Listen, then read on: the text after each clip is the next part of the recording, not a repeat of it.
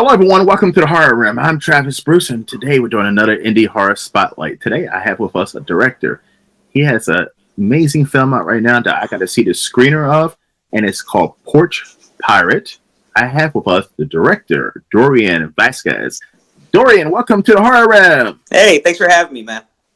It's a pleasure to have you, man. It's a pleasure to have you. Yeah, Love the film. I love the film, man. Love the film. Thank you. I'm wearing So all the gear for my stuff. I'm like trying to advertise right now. Yeah. Oh man, listen, I would love that shirt, man. If you want to send me one of those shirts over, send it over to me. I'll rock it on my interviews. I'll get your address. I'll mail you one out. Yes. Yeah, just let me know your size. So tell us about Porch Pirate. Excuse me. Porch Pirate. It's a the elevator pitch line that I've been just throwing out is essentially it's a film about a package thief who turns out the package he steals is actually part of a trap. In this case, it contains a human head, and you spend most of the film watching this guy essentially flub through trying to figure out what's going on, not realize he's being watched. I described it more of a suspense than a horror, I guess. I hope that was your interpretation. I know you saw the screener, so. Yes. Listen, it's interesting. I consider it a suspense horror, but it's an interesting concept because for the last couple of years, there has been this porch pirate. Listen, I've been a victim of the porch pirate. Oh yeah, and that's why everybody has a Ring doorbell now. So Ring has made billions of dollars because of the porch pirates. Yeah. But it's an interesting concept because I haven't seen that before. So what gave you the inspiration for this story? It's so funny. I actually just had to write a thing about that earlier today. It actually came from 3 different places. Not to get into too much detail, but the original idea was actually a buddy comedy that I wrote with my friend probably in like 2018. It's my buddy Lemaire Lee. We're both stand-up comedians. He's actually like getting famous now, and occasionally I get to ride his coattails when he takes me on the road. So, yeah. But we wrote this idea maybe like years ago about essentially 2 guys that they steal a pallet of stuff from a church bake sale, and it turns out the church is a mob front, and the pallet of stuff is filled with drugs and money. But nice. It was a funny idea, and it was basically just the 2 of us being stoners and we tried to shoot it. It didn't really work. I think we just kind of lost passion in it, and at that point we ended up just kind of putting out sketch after sketch after sketch, and that one just kind of petered out into nothing. You know, I might revisit it someday. But then, like, maybe during, like, just a little after the pandemic, maybe around 2022, that's all those glitter bomb videos, and, you know, let's put a bunch of diapers and stink bombs in a box. Love them. Yeah, everyone does. Those videos were getting, like, just those are the most popularized things, especially during the pandemic when everybody was getting stuff delivered to their house. And then a crazy article came out in, I want to say March of 2022, because I think by April we ended up writing and making essentially the first scene in it, which was a proof of concept. And it was an article that came out in Denver, Colorado about a guy who he stole a box that contained human heads from a medical supply truck in Denver. It was like stuff that was meant for medical research and stuff, and this guy stole it. There was none of the things talked about motivation, but in my mind, I'm thinking this might have been just some junkie looking for like fentanyl or this, and then in my mind, I just needles or something. Yeah. I live in Philly. Like, you know, I see junkies doing this all the time. So I'm like, okay, cool. And then we just thought, how funny would it be, like, as a prank video, instead of a glitter bomb, he opened it up and there was just, like, body parts or, like, a human head inside. And then, like, it's kind of, it's funny to me as a dark comedy. I'm just like that. But the more we thought about, the more I wrote it, it ended up turning into a little bit more of a horror. And then I had this weird thought one day after, because, like, I've had my packages stolen before, and every thought, and, you know, with all my being, I want the worst things to happen to this person. Yes. And But then, like, I don't know. You know, maybe it's just like, I got a girlfriend and I stopped being so angry. But like, I started having that this thought of like, well, it's just stuff. And let's say all the things I wish did come true. How badly would it affect people around them who had nothing to do with that? And as you watch the movie, that's kind of what happens, is the lasting effects that happen not only to the immediate person, but also like the people that they love that have just been trying to get them to do better. And then like people who had nothing to do with anything just suddenly get wrapped in. It's just, then it became this thing of like, oh, that's just a cool, I don't know if I can curse on here, that's just a clusterfuck. Yes. And I love, and yeah, I don't know. It turns out if you take a step back and you don't just write a slasher revenge, which is probably one of the first drafts, you could add a little empathy to your, you can add some empathetic characters in there, and then it kind of changes how things are seen. Like, so I mean, I live in Baltimore, which is, everyone doesn't know, it's the heroin capital of the country. Bam. Oh, yeah. And, but yes. Yeah. No, so, yeah. I live in Philly. I think we share heroin at this point. Yeah, I ain't that far from Kensington. I mean, there's a methadone clinic on every damn corner. If you know anything about Baltimore, the methadone clinic on every fucking corner is heroin central. Oh, yeah. But no, anytime I've ever seen somebody steal a package, or it's usually Amazon, and they probably think there's something in it. But like, I would be like, that'd be funny if I had like a fucking butt plug or like a dildo in there, and they're like, whoa, what the fuck am I doing with this? You know? Yeah. But like, I've had accepted from the UPS guy himself. Like, that's how bad it is out here. Like, literally, one time I had a phone. I ordered a phone from Verizon, a replacement phone, and they sent it to me through the mail. And I know for a fact that the dude who, like, the little young kid who worked on the truck took the phone, because clearly they cut the bottom with a knife or a box cutter, retaped it, and just like handed me an empty box. And then I was like, I went out there and I'm like, bro, in my head I'm like, yo, I got a gun in the house. I will come back out here and get my fucking phone. Like, then rationality kicks in after your initial passion, and you're just like, you know what? I could just go to Verizon and tell them, look, this is what happened, and they'll just give me a phone. They'll probably give me a better phone, just to not... Yeah. Because you do that. But I agree, like, in Baltimore, male men and male women don't even wear, like, uniforms. They walk around with Timberlands and fucking baggy jeans on and gold chains. And what is with that? You don't even know that they're a fucking mailman. Bro, I swear to God, you're describing every, like... When did I'm 34. When did the mailman become a child? Like, I'm... like our mail woman, I was sitting on the couch like a couple weeks ago, and she was on speakerphone cussing out some, I guess her dude or whatever. Just on the phone. Are we?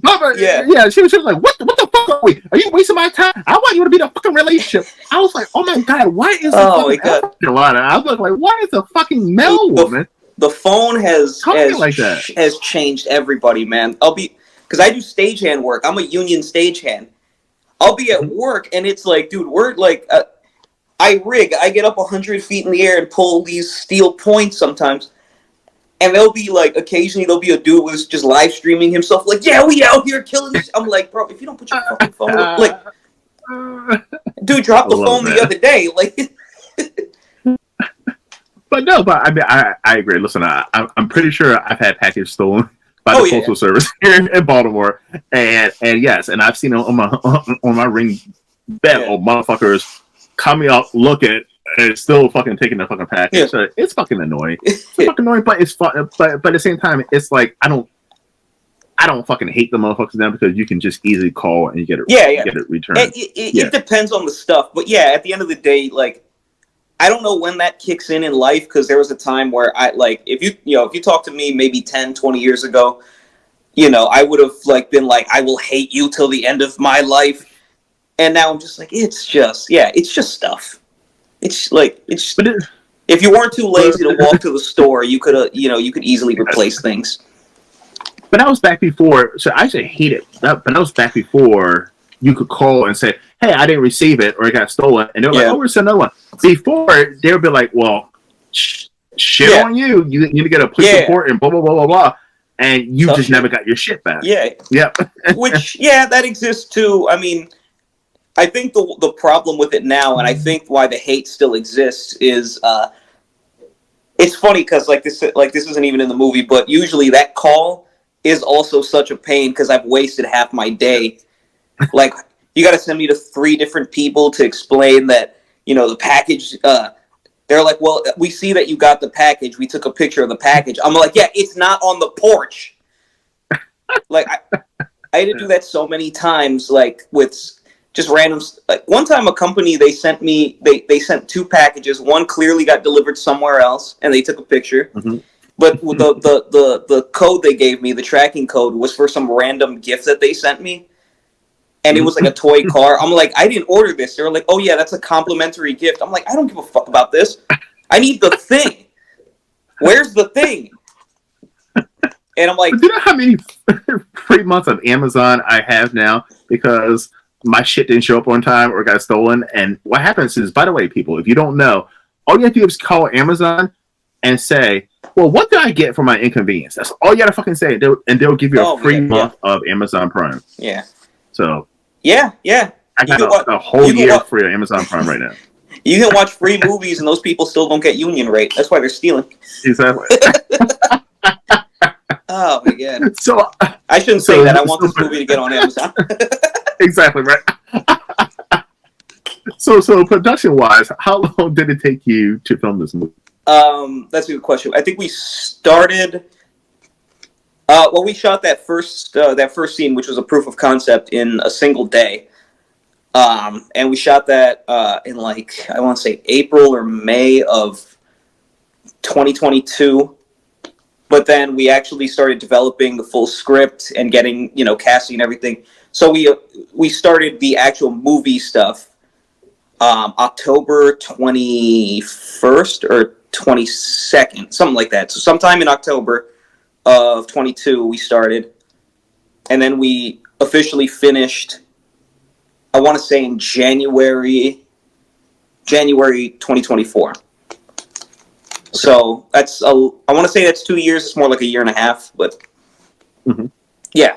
So yeah. Now, and you reached out to me through social media because you're like, I'm looking for people to watch my movie, review it, and so how.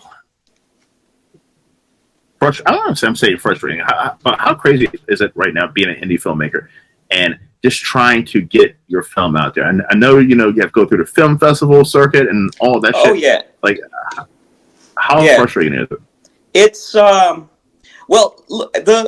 far as the filmmaking or the submission part, the most nerve-wracking thing is is waiting for the next notification. Like, I sent one out with an older screener, and it got rejected, and made me review the film and think, is it something I did wrong, or do these people just suck, or what? And then I was so mad at myself. I rewatched my movie, found every little meticulous problem with it, and then re-corrected a bunch of stuff, resubmitted it online, just so I can keep every other film festival from rejecting me. So there is a lot of meticulum that goes into that part. But I mean, that's meticulum I need. I can't just keep relying on my friends who are like, "Oh no, it's good and you're doing good things." You occasionally gotta get rejection and told you suck so you can be better. Yeah. With that said, this part is different because I don't know half the people hitting me up, and they're like, and it's. You never know, man. Sometimes it's a cool dude from Baltimore. Other times it's, somebody who sits up way too... Sometimes it's a guy who sits up way too straight, talks with you way too proper. It's you don't talk like that, dude. Fucking, chill. Right. I don't people well. I don't network very well. I just made business cards, this week because I felt like a douche even designing them. I'm I don't fucking... I just don't... I'm bad at that. I need a publicist or something. All right, this next question I'm gonna get you in trouble with. Okay. Yeah. Oh, by all Are you means. ready, man? Are you ready? Yeah. I'm pretty sure I'm not the only person you reached out to Oh no, no, no. about watching your little day review. Um, Well, I think we got connected through a mutual friend who's another comic out of New York. I who's that? think I think that's how you and I got connected. I want to say I Okay. can't. I'm blanking on his name, and I don't want. I'm on my phone right now, so I can't Okay. look it up. But that's how I found out I about have, you. yeah, because I have so many fillers out there. So like, Yeah. I have so many fans of my show, and also filmmakers who like anytime someone posts something out there, their project, they're like Travis Bruce. Like it's like you have to go on his show. Yeah. 'Cause- You know what? Actually, it's funny. I'll tell you. I'll tell you what the worst of it is. Is when I was putting out little like crew calls. That was Mhm. probably way worse than actually like the movie's finished and all I have to do is just be like, yo, who wants to watch it? Who wants to watch a free movie and occasionally, say something nice or tell me I suck? That's easy for me. In hindsight, some of the worst parts of that was not even casting as much as just like, yo, we need an extra grip today on set or an extra PA. I could pay you $50 in beer or whatever, and like some people didn't bother to read that, and then I'll get like 20 like actors just kind of thirsting, like hitting me up, just, hey, I really want to be in a thing. I'm very passionate about your project. I'm like, you don't even know the project. I could be having you do. This is why people get. This is why people get a. Yo, honestly, you want me to get myself in trouble? That's why motherfuckers get abused because they say yes before they know the thing. Stop you saying yes so easy. Listen, like read. But it is true because a lot of people say yes to coming on my Like, show without ever seeing my fucking show. yeah, Me dude. having like I think that's some kind of weird I don't need to be that famous. religious show. So I got some kind of weird. I mean, that's not, I got some kind of weird super religious show or something, and had you coming on and bashing you. Like people. Yeah. So that's why I'm asking. Like, so you put this post out. You're looking for people to review your show, podcasters, shows to go on. Blah blah blah blah. Yeah. What are some weird responses that you got? Actually for this stuff, people have been very nice. I've actually gotten hit up and people are like, hey, I have a thing. I've surprisingly not dealt with enough scummy people in indie film. Like I'm a stand-up comedian. I've dealt with, so I could see scumminess along the way now. Like, because in stand-up comedy, it's like, oh yeah, we can get you on a show. Yeah, if you can bring 50 people to this show that you're not paid to be on, like, yeah, we can get you a spot. It's like, okay, so you're gonna make money off my work. Versus this, it's like people are like, hey, if you can let us watch it, or if you're willing to send it to us, yeah, we'll watch it, we'll review it, and we'll talk to you.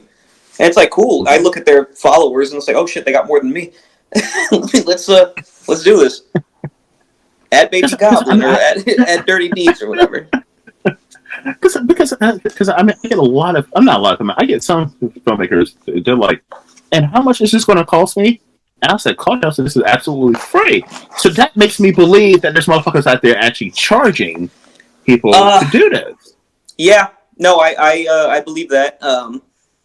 I mean, it's the same. I can believe that. It's the same thing with stand-up sometimes. Some places are pay to play kind of spots that you like, oh, if you pay me $10, you can get a 5-minute spot or what. And it's like, that's usually bigger place like LA, New York or whatever. But like I said, I haven't run into that, and I'm okay with not doing stuff like that. Like I said, I'm desperate enough to get this film looked at by anybody, and I'll drive to Scranton or like I'm about to submit to like first year film festivals in Idaho or wherever the fuck, because I'm like, I just want people to see the movie. That's cool. I'll spend the money on that. I'll go there. I got a friend that moved to Idaho. Like I'll go fishing for a week, and you know what I mean. Like, I'm sitting there thinking to myself, like, damn, should I be charging? No, I'm joking. But I'm like, I wonder what these people are charging them, because I know when it comes to indie horror, right? Yeah. If you base it off of subscribers from the amount of time the person has been on YouTube, right? Yeah. I'm number one. I'm number one. I am the Howard Stern of indie horror on YouTube. Oh, fucking right? hey, dude. Hell yeah. Yeah. I mean, listen, I've only been doing this for a fucking year. And but like but I'm like, well, who the fuck is charging? Because I see other people who do what I do and they have 22 subscribers. So I'm like, or something like that. I'm like, I hope those motherfuckers are not charging. Well, I will say, I think maybe like a year or two ago when I put out a different thing, it was a short film. We submitted to one that was like, we'll do, like, it's one of those like YouTube channels that does reviews, and then we'll show the short film and then put out a review for it. And they just straight up denied me and took my money. I was like, yo, I just spent like $40 on this. Like, wow. To me, that's a little bit more of a scam. Like festivals, I'm accepting that I'm eating that money, like that. I'm eating that loss right now because that's just like, all right, well, so long as I can send it to a place and get eyes on it.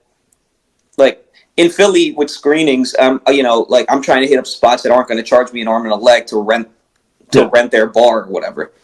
So like the first screening we had, that was connections through a friend of mine who's a fellow comedian and just happens to have a show in a movie theater. So it's like, all right, let's do your show and then screen my movie.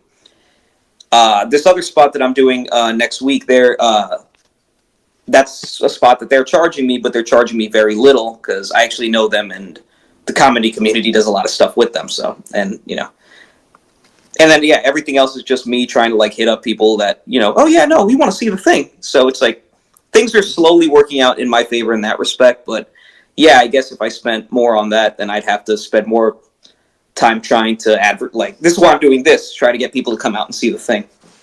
Yeah, 100%, man, 100%. Yeah. Now, living in Philly has a lot of horror conventions, and I mean, it has a huge horror fan base. Now, have you thought about doing horror conventions or anything like that? Yeah. Like I said, I've applied to just about everything that's available right now. Like Film Freeway is like a pretty good resource for that. One of my buddies, he actually invited me to a horror convention in a hotel, that I work at. I do AV for, and we went because he got free tickets because for some, again, like an Amazon type thing, something got stolen, so they send free, tickets to this horror convention. Nice. And I was there, and I'm like, oh, I at that point, I actually ended up buying DVDs from other indie guys. I watched them, and they're like, oh, yeah. So there are guys just out there slinging their DVDs and stuff. Yeah.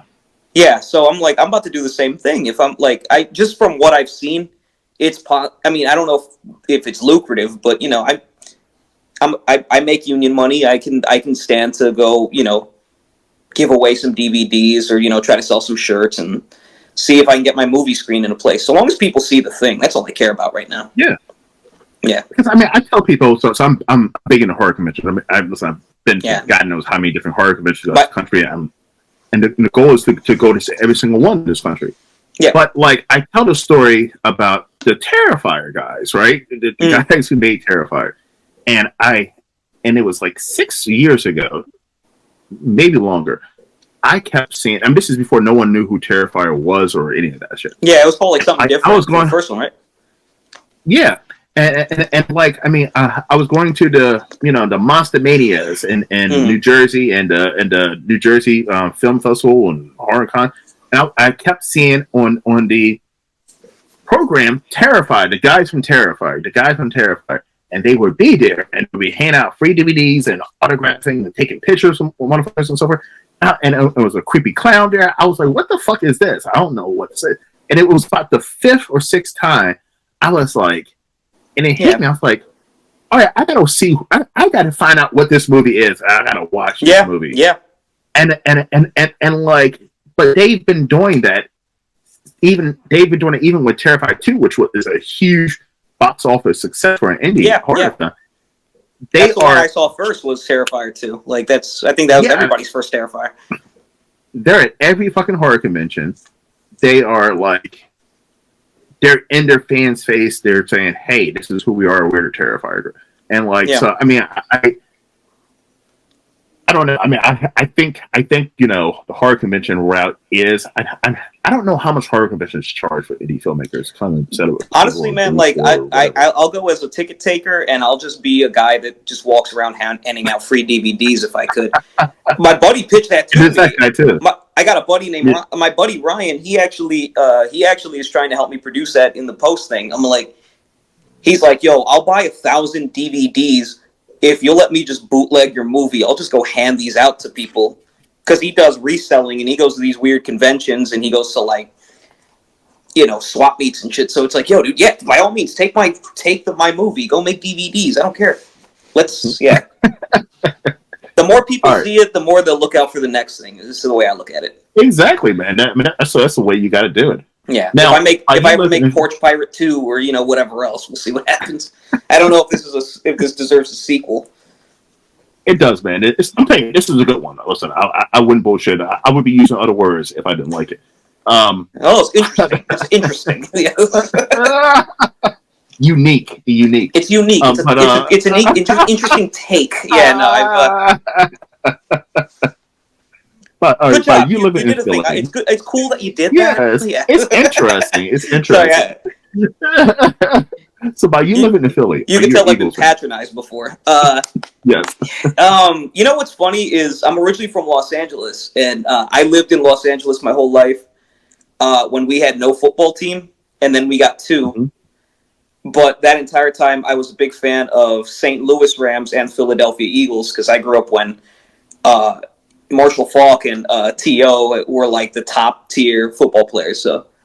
And also, I had a copy of NFL Street when that was a thing, so I was like, T.O. is my guy, dude.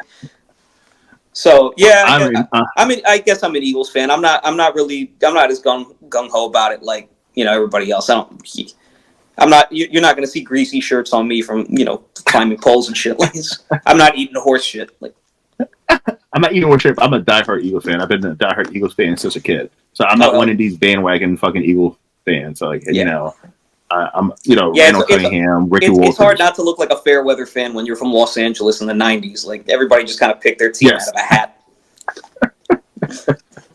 But I fucking hate it now because everybody's a fucking Eagles fan. Everybody's a fucking Eagles fan now.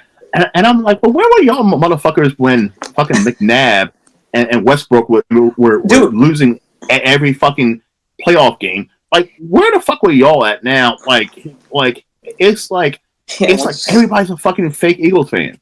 Yeah, no, it was a weird time too because I think when the Eagles got what's the dude who played for the dog torture guy? Oh, Michael Vick. Michael Vick. I remember hearing a lot less about them, so I don't know if that's just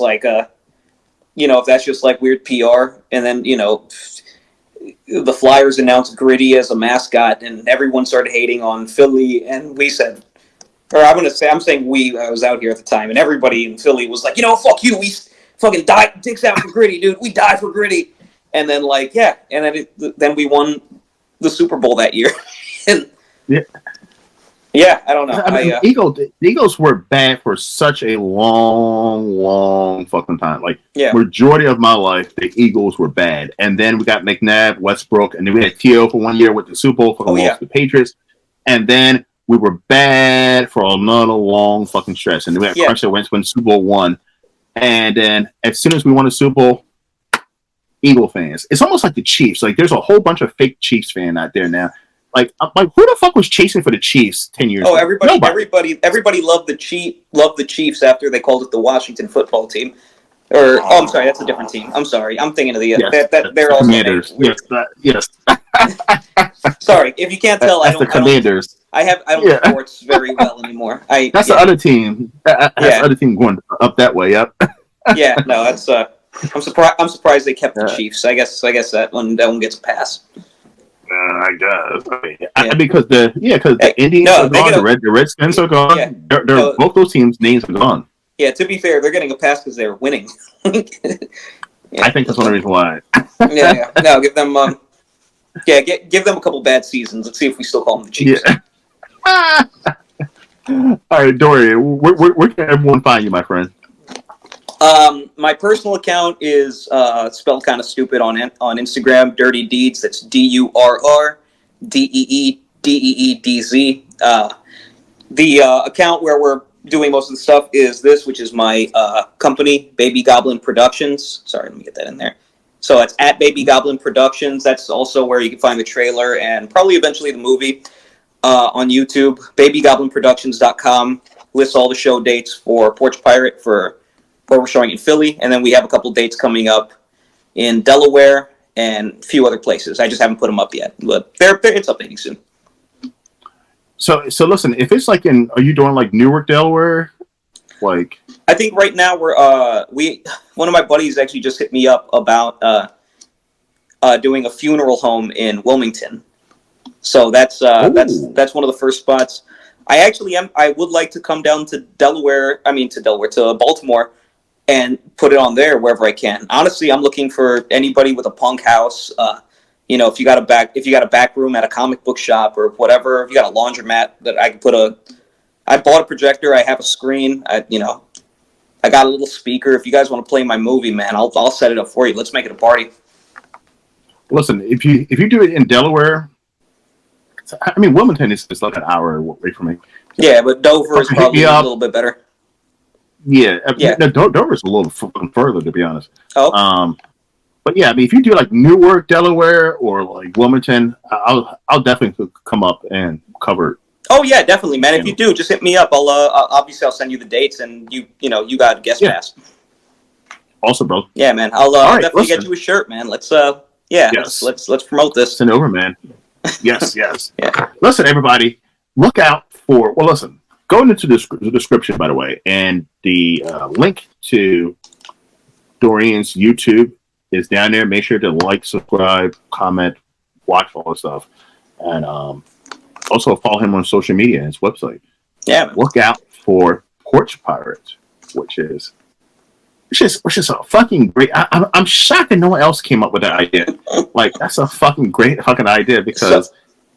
It's funny. You're not the first person to tell me that this week, and I've been so anxious, thinking like, oh, everybody's gonna fucking. Literally, before I came here, I tried to take a nap, and I couldn't. I'm like, oh, this guy's gonna fucking hate this movie, and everybody's been like, this is like nothing I've ever seen. And I'm like, oh, I hope that's a good thing. Oh, I just hope people like it. Like I'm in that. I'm still in that mode. Yeah. I think everybody's lying to me until it's made it. Man. Oh, well, I appreciate it, man. Thank you. Yes. So if you want to see a unique or interesting movie, please watch. I'm fucking with you, man. I'm fucking you. All right, goodbye. He's like, this isn't actually live. This is a fucking prank. Like, oh, dude. I'm not even recording this. Yeah. This is actually for my buddy's pranked podcast. I'd be so mad. I'd be like, you wasted how much of my time? I gotta go to work. All right, everybody. Well, listen, thank you for coming to the Horror Room. I'm Travis Bruce. I'll see you guys next time. Take care. Take care. This is Porch Pirate.